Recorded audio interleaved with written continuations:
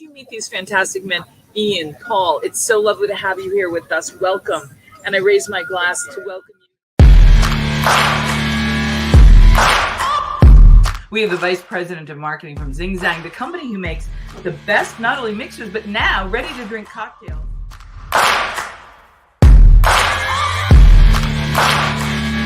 Extraordinary friend Diane Mina joins us from her home in Las Vegas, where she has... Need a push getting your spirits, wine, or beverage brand into the hands of consumers? Interested in winning medals like a double gold award? Proof Awards, the ultimate beverage competition, can help jumpstart your brand into the hands of beverage buyers. Enter the Proof Awards. Be a part of the Proof Awards marketing campaign with our partner, Food and Beverage Magazine. All of our judges are buyers, and that's what sets our awards program apart from the others. Our judges head the beverage programs for restaurants, bars, nightclubs, casinos, liquor stores, big box retail, and national wine and spirits distributors. Your brand will be tasted by buyers from more than 15 states across the U.S. We have hundreds of categories to choose from at www.proofawards.com. Be seen by 12 million readers with our partner, Food and Beverage Magazine. Get tasted and rated by buyers. The Proof Awards competition is open for spirits, wine, and beverage brands today. Proof Awards, moving brands into the marketplace. www.proofawards.com. Welcome to Proof Live, where booze brands in the right hands. On a quest for the best tipple and toast with the most exciting and respected bottlings. Competing for the 100-point Perfect Score Century Award and the double gold and a spot on the top shelf to be sipped, shaken, stirred, and celebrated. Slide up to the bar with the biggest names in the spirits game as they clink glasses with your hostess, legendary connoisseur Jennifer English, for intimate conversations, live tastings, product launches, and the happiest hour there is. Now, broadcasting live from the commodious confines of the swanky Proof Saloon, where the liquid elite meet. Here is your hostess, the Madam of Manhattans, the Duchess of Daiquiris, the Queen of Conviviality, your hostess, James Beard Award winner, Jennifer English.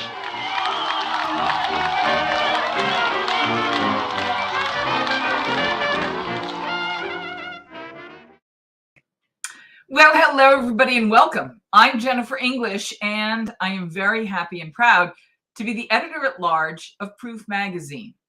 And along with our sister publication, Food and Beverage Magazine, we are absolutely proud to be in service to our industry as we emerge from the devastation of COVID into what we're calling Food 3.0. It's food and sips. Every bite and every sip represents where we're going in the future.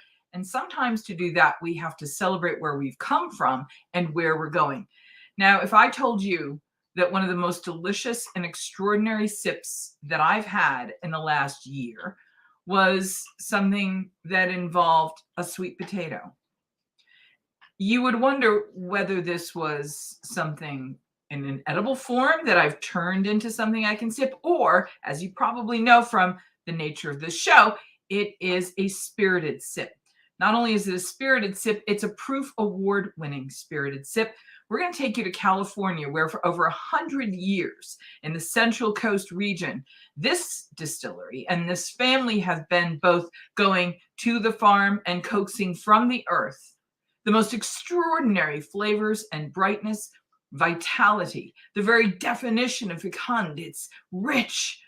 And they have translated that through this incredible technique into a product called Corbin Cash Sweet Potato Liqueur. Simple sounding enough, and this beautiful bottle, I have to tell you, the bottle alone is distinctive, but the wood on this faux bois label suggests that maybe it has had a little time in an oak barrel.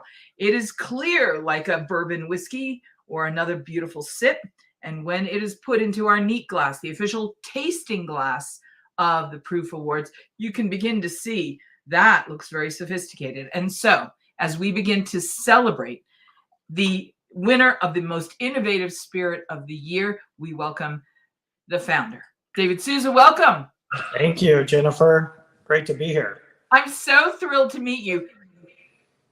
When you were named the most innovative spirit, it really gave us a glimpse of how the world is paying more attention to everything plant-based.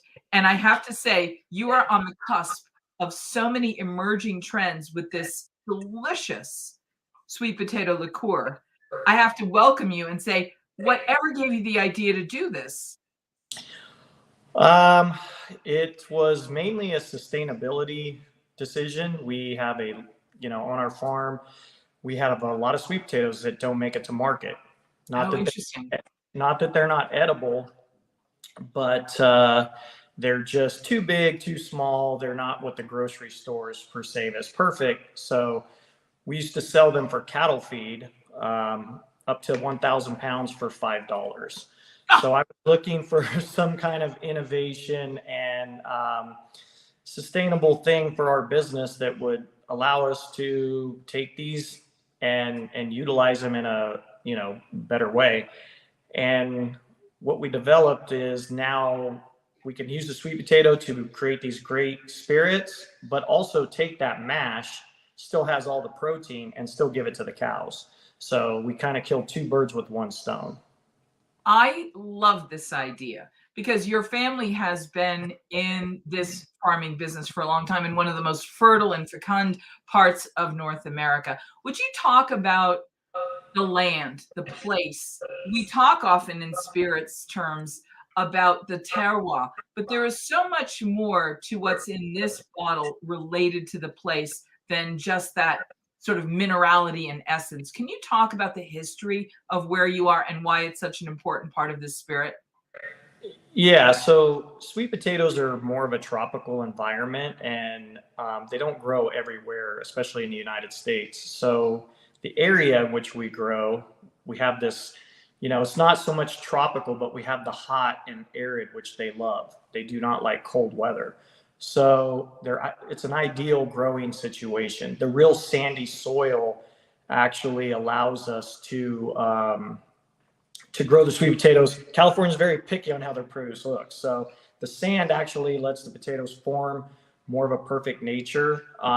So this allows really for a great combination. We also, the soil is very fertile, and we have the use of drip irrigation here, which allows us to precisely give the sweet potatoes and all of our crops, for that matter, exactly the amounts of fertilizer we need. So we're not over using the land per se. So then we can rotate the crops on a year-to-year basis, give the land a break. And so it's a really great sustainable practice that we've developed over the years. What is the varietal of sweet potatoes that you're producing, or are you producing multiple varieties? So we have multiple varieties.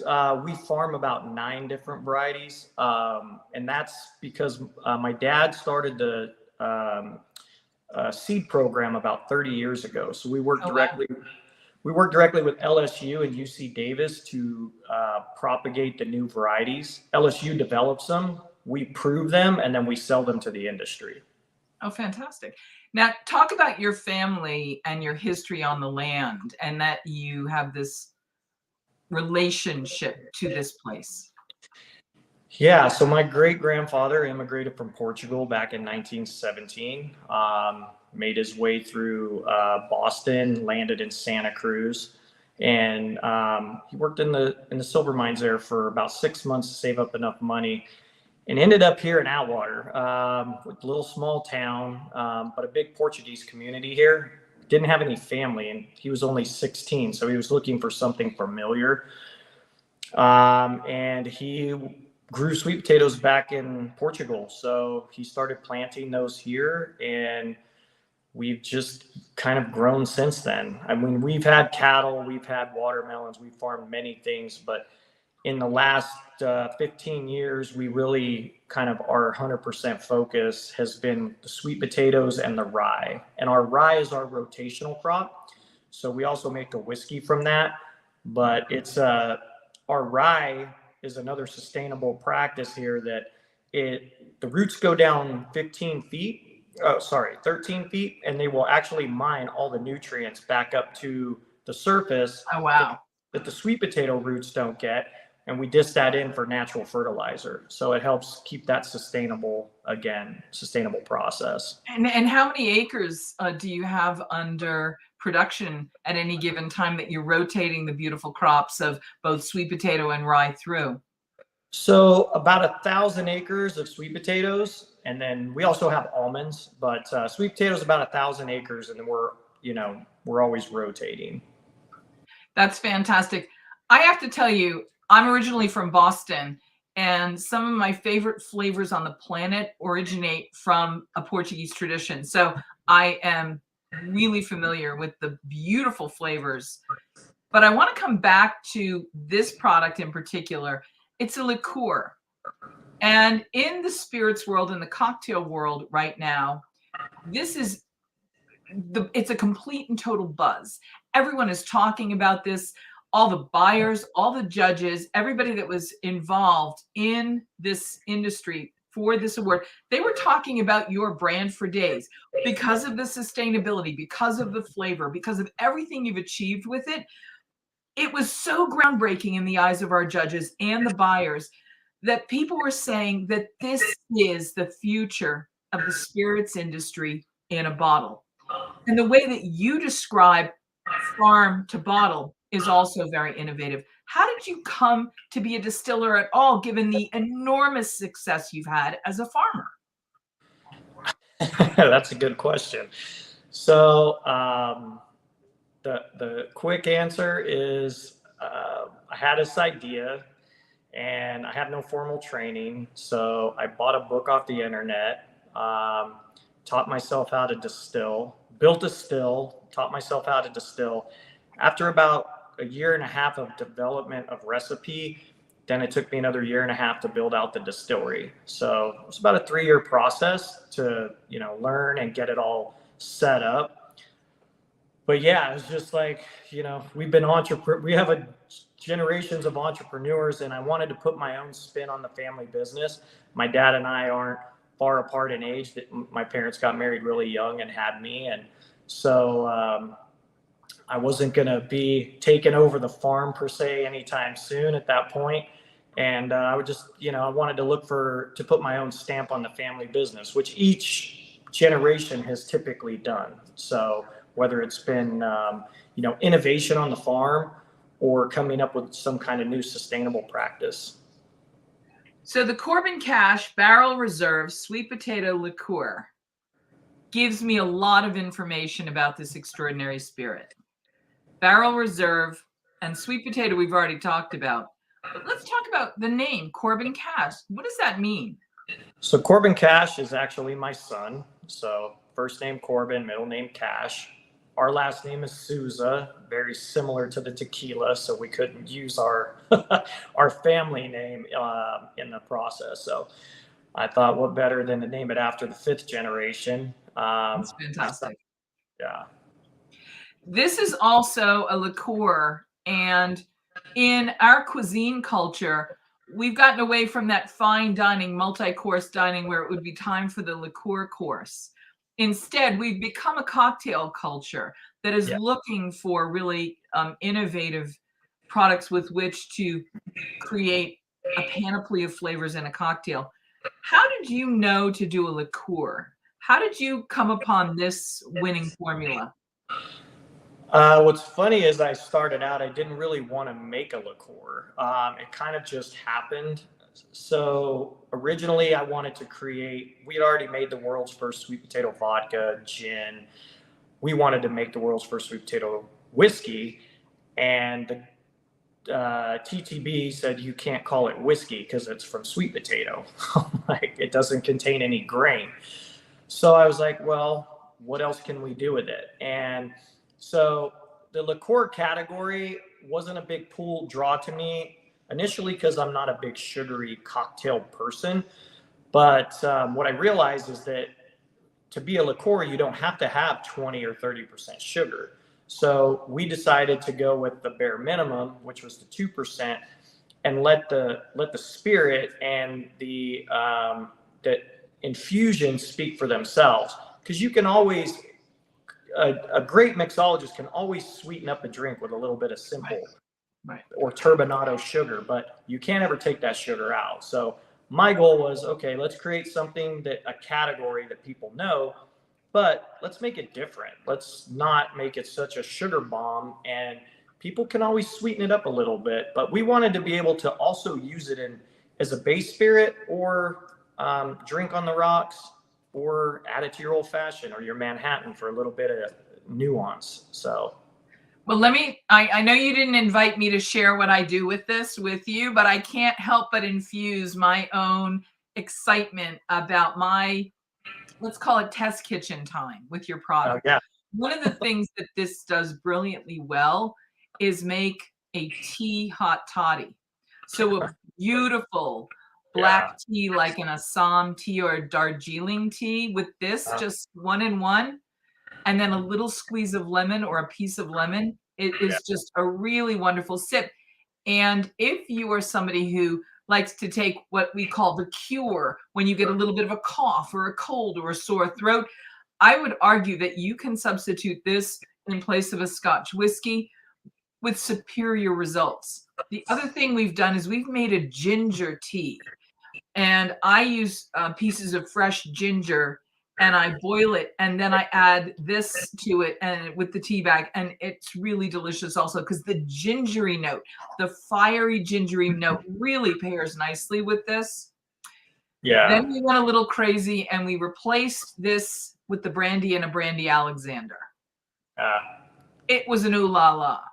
The best pairing of all. And I am excited to tell you this.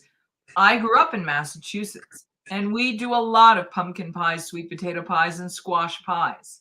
We do them with a very thin layer of freshly whipped cream and a drizzle of honey on the top. The pies themselves are not very sweet. They're very sort of naturally sweet. So we let the natural sweetness of the potato, the sweet potato, or the squash do the sweetness.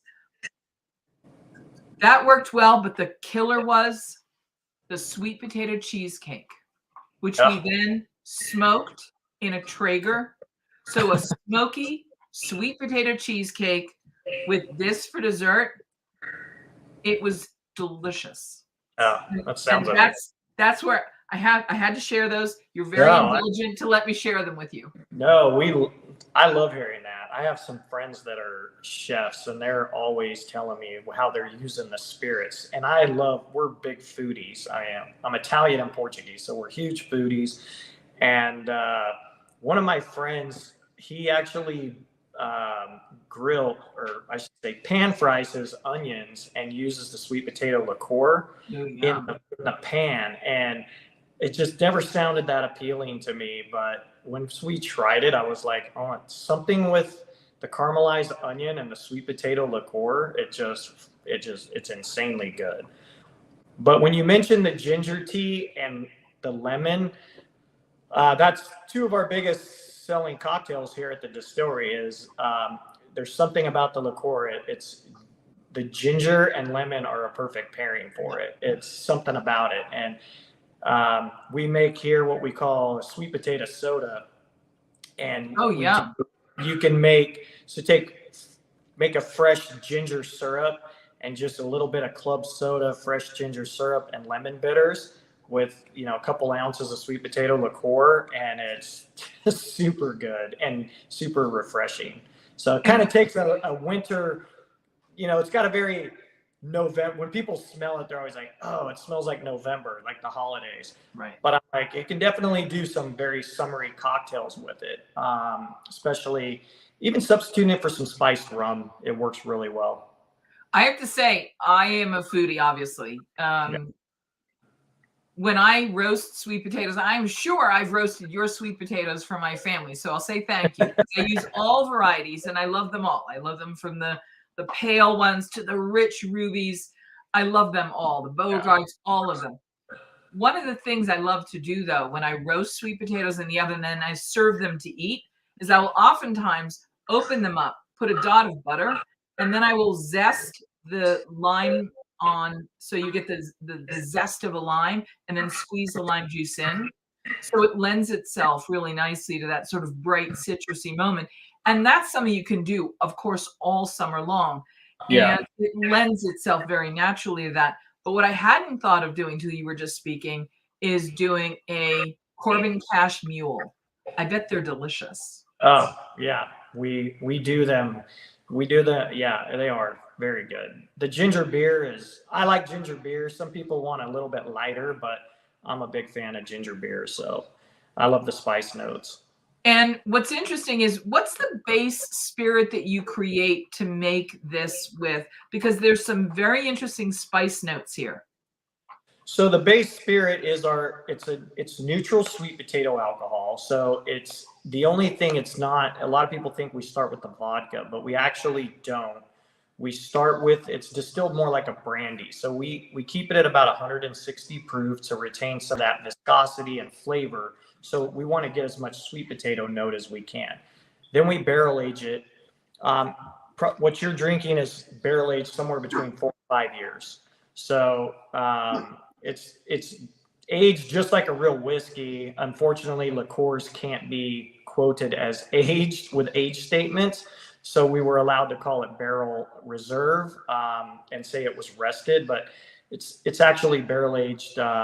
We don't have anything now less than 5 years old. Can you do us the favor, and as people can see, this is a beautiful, clear spirit. If I didn't know better, the viscosity, of course, gives it away, but the color and the clarity of it really could pass for any number of aged American whiskeys. Would you taste us through? Would you talk us through your product?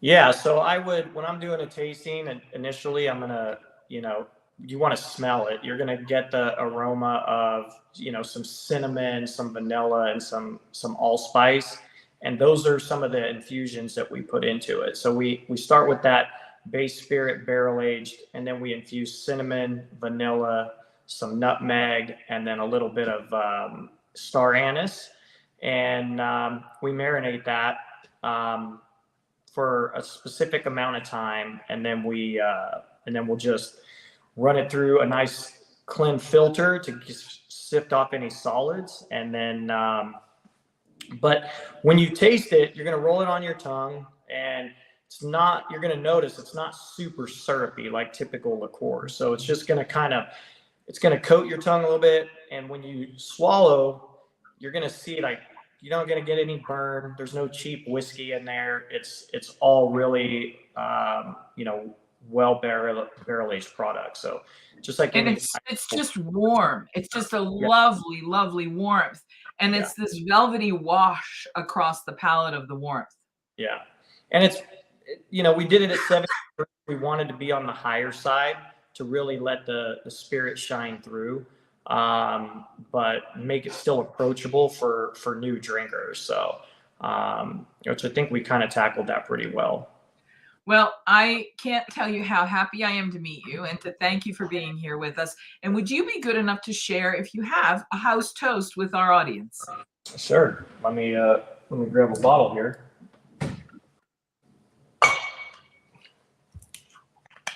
And what's your distribution like? Where can everybody find you?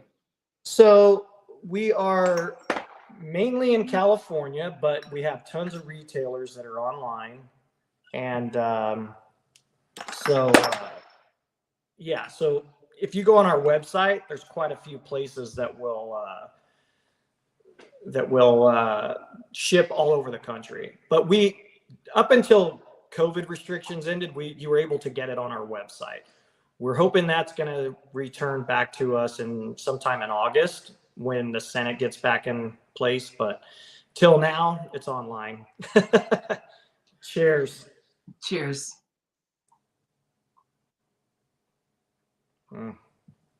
Well, that's delicious. And all I can say in your tradition, obrigado. Obrigado. Thank you very much.